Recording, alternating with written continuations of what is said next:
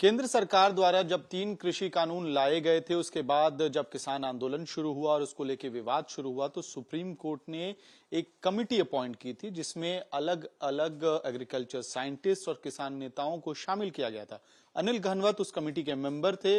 अब उन्होंने एक लिफाफा बंद जो रिपोर्ट थी, कमिटी की रिपोर्ट थी, उसको ओपन कर दिया है, पब्लिक कर दिया, और तमाम तरह के वो दावे कर रहे हैं किसान आंदोलन के बारे में और 3 कृषि कानूनों के बारे में जो अब हटा दिए गए हैं केंद्र सरकार द्वारा। हमारे साथ योगेंद्र यादव हैं उन दावों और स्टेटमेंट्स पे अपनी प्रतिक्रिया जाहिर करने के लिए। योगेंद्र जी, अनिल घनवत ने बयान दिए हैं, जिसमें सबसे अहम बयान जो मुझे लगता है वो ये है कि 71 में से जो 63 ऑर्गेनाइजेशन से, जिनसे 73 में से 61 सॉरी, जिनसे उन्होंने कंसल्ट किया, उनका कहना है कि एक लगभग 63 संगठनों ने समर्थन किया, 61 से 63 संगठनों ने समर्थन किया है कृषि कानूनों का, और 3.25 करोड़ लगभग किसानों का रिप्रेजेंटेशन करते हैं तमाम ऑर्गेनाइजेशन। सो बहुत बड़ा नुकसान हुआ है उन किसानों का जो कृषि कानूनों का समर्थन करते थे। मुझे समझ नहीं आता कि मैं हंसूं कि रोऊं। पहले मुझे लगा कि ये रिपोर्ट मजाक है, पूरा पढ़ा तो पता लगा बहुत खतरनाक है।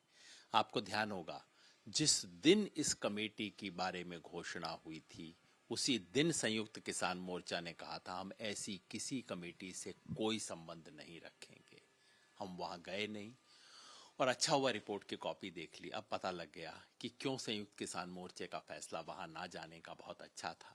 और मैं तो धन्यवाद करता हूं अनिल जी का, नहीं तो आप जैसे किसी इन्वेस्टिगेटिव रिपोर्टर की जरूरत पड़ती जो खोद के लाता कि कितनी बकवास रिपोर्ट छपती है, सुप्रीम कोर्ट के पास जाती है। लेकिन अब उन्होंने खुद ही रिपोर्ट पब्लिक कर दी है।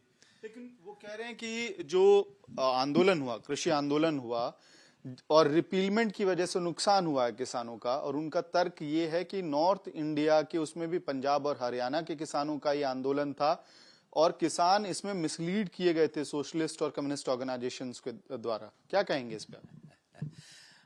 मैं रिपोर्ट की बात करता हूँ। रिपोर्ट कहती, सुप्रीम कोर्ट ने क्या काम इनको दिया था, कहा था जाकर किसानों की शिकायतें सुनिए, listening to the grievances of the farmers against the farm loss. ये काम कमेटी को दिया गया था। शिकायत किसकी थी? जो सड़क के ऊपर प्रोटेस्ट कर रहे थे। उनमें से एक भी संगठन से मिले? 450 संगठन जो कि इन कानूनों के खिलाफ प्रोटेस्ट कर रहे थे, उनमें से एक भी संगठन इनसे जाके नहीं मिला। तो ये कौन से 73 ऑर्गेनाइजेशन है साहब? और ये 73 ऑर्गेनाइजेशन जिनकी 3 करोड़ 80 लाख मेंबरशिप है। अनिल जी, जरा ये रिपोर्ट आप पब्लिक कर दीजिए ना। इन 73 संगठनों के नाम तो कर दीजिए, जाके मैं चरण स्पर्श तो कर सकूं। भाई 3 करोड़ 80 लाख जिसकी मेंबरशिप है, मिलें, दर्शन कर लें। इतना गुपचुप छुपा के क्यों रख रहे हैं इन बातों को? उन्हें पता है उनसे वो मिले जिन्हें कोई ग्रीवांस था ही नहीं। जो खुश थे वो खुशी खुशी आके मिले, और रिपोर्ट में पता लगा सब किसान खुश हैं। फिर क्या किया? एक पोर्टल के ऊपर कहा कि आप अपने विचार दे दीजिए। 19,000 लोगों ने विचार दिए। ये कहते हैं साहब, उस 19,000 में से किसान कितने थे? 5,000। तो साहब बता दीजिए किसानों का ओपिनियन क्या था और जो नॉन किसान थे उनका क्या था? नहीं, वो नहीं बताएंगे, सब 19,000 को जोड़ के बताएंगे। अगर ऐसा काम कोई बीए स्टैटिस्टिक्स वाला बच्चा करे ना, तो टीचर वो टर्म पेपर उसके मुंह पे फेंक के मारेगा और बोलेगा बेटा तुम्हें सैंपलिंग नहीं समझ आती। अगर आप कहना चाहते हैं कि मैं पूरे भारत के किसानों के बारे में एक निष्कर्ष निकालना चाहता हूं इस सैंपल के आधार पे, तो पहला प्रश्न पूछा जाएगा कि ये जो सैंपल है ये रिप्रेजेंटेटिव है क्या? जिन 73 लोगों से आपने बात की, वो 73 लोग पूरे देश के किसान के संगठनों के प्रतिनिधि हैं क्या?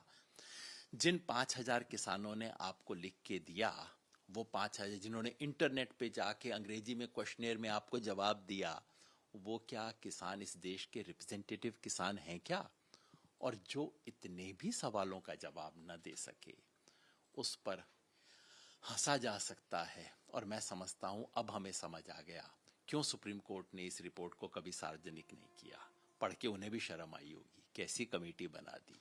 हमने उस दिन भी कहा था कि ये आपने प्लेयर को रेफरी बना दिया। भाई तीनों प्लेयर हैं, गनवत जी, जोशी जी और गुलाटी जी। तीनों पहले दिन से कानून के पक्ष में बैटिंग कर रहे हैं।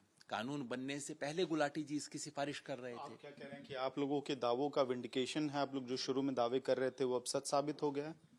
मैं समझता हूं संयुक्त किसान मोर्चा ने जो इस कमेटी का बायकॉट किया और जो हमारे मन में संदेह थे ऐसी कमेटी को लेके, वो सब 100% सही साबित हुए हैं। खास तौर पे इसलिए कि इस कमेटी ने किसानों की शिकायतों को दर्ज करने की बजाय अपने विचार दिए और कानूनों पे बोलने के बाद कमेटी ने वो कहा जो किसी ने नहीं इनसे पूछा था। कमेटी ने कहा हम आपको एमएसपी पे अपनी राय बताते हैं। किसने पूछा था भाई? और क्या राय है कि पंजाब और हरियाणा में जो खरीद आज हो रही है, इस खरीद को कम करो। यही बात तो किसान संगठन पहले दिन से कह रहे हैं कि यह षड्यंत्र है। इस कमेटी की रिपोर्ट से इस षड्यंत्र का भंडाफोड़ होता है कि यह सरकार एमएसपी को खत्म करने वाली है। हम कहते थे, सरकार कहती थी कहाँ कर रहे हैं, किसी को बात ही नहीं है। इस रिपोर्ट से बिल्कुल स्पष्ट हो गया है कि उत्तर भारत के किसान पे खतरा मंडरा रहा है, एमएसपी को खत्म करने का षड्यंत्र हो रहा है और साथ में राशन को भी खत्म करने का खेल है। इनसे किसी ने राशन के बारे में बोलने को कहा नहीं। ये कह रहे हैं कि राशन बंद करके अब आप उसका पैसा पहुंचाना शुरू कर दीजिए। तो एमएसपी और राशन की दुकान दोनों को बंद करने का षड्यंत्र है, उसका पर्दाफाश होता है। इसलिए मैं बहुत ऋणी हूं, शुक्रगुजार हूं अनिल जी का कि कोई दूसरा पर्दाफाश करता, उसकी बजाय उन्होंने खुद ही पर्दा उठा दिया। बहुत अच्छा किया। एक आखिरी सवाल योगेंद्र जी, वो रिपोर्ट की बात करते हुए ये भी कह रहे हैं कि पीडीएस सिस्टम में जितना जरूरत है अनाज का, उससे ज्यादा पैदावार हो रहा है, डाइवर्सिफिकेशन की जरूरत है और वो तमाम दलीलें उन्होंने दी हैं जो कहीं ना कहीं इस बजट के आसपास भी ये सरकार द्वारा भी कहा गया था कि डाइवर्सिफिकेशन की जरूरत है। एक डिस्ट्रिक्ट एक क्रॉप वाला जो फॉर्मूला की बात हो रही थी, तो कहीं ना कहीं वो मैच खाता है। इसमें कोई संदेह ही नहीं है भाई, डाइवर्सिफिकेशन की जरूरत है।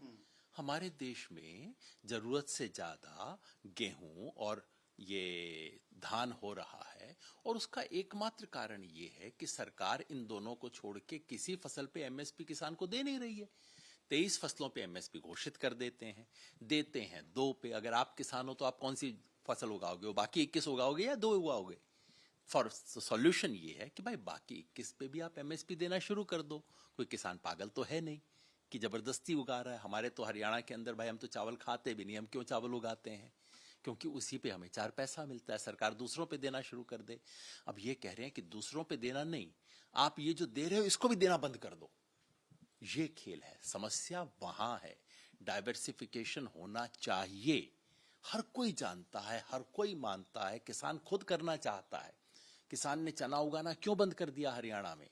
क्योंकि चने में 4 पैसा नहीं बचता उसको। सरकार एमएसपी देना शुरू कर दे, किसान खुशी से चना उगाना शुरू कर देगा। तो इस बात से ये जो झूठे तर्क देके, अर्ध सत्य देके इस देश के किसान को खत्म करने का जो षड्यंत्र है, उसका पर्दाफाश हो गया है। ठीक है, हमसे बात करने के लिए बहुत बहुत धन्यवाद। तो हम आज तक से बात कर रहे थे योगेंद्र यादव और साफ तौर पे पलटवार किया है योगेंद्र यादव ने अनिल घनवत पे और उस कमेटी की सुप्रीम कोर्ट द्वारा अपॉइंटेड कमेटी की रिपोर्ट पे। और इनका कहना है कि इस रिपोर्ट के बारे में जो डिटेल्स सामने आई हैं, अब इससे कम से कम संयुक्त किसान मोर्चा का वो दावा साफ हो जाता है, सच साबित होता है, जिसमें संयुक्त किसान मोर्चा ने इस कमेटी का एक तरह से बायकॉट किया था और कहा था कि ये वो खिलाड़ी हैं जो सरकार के कृषि कानूनों के लिए बैटिंग कर रहे थे, उन्हीं को रेफरी बना दिया गया है। वीडियो जर्नलिस्ट अभिषेक के साथ मैं अमित भारद्वाज, दिल्ली, आज तक।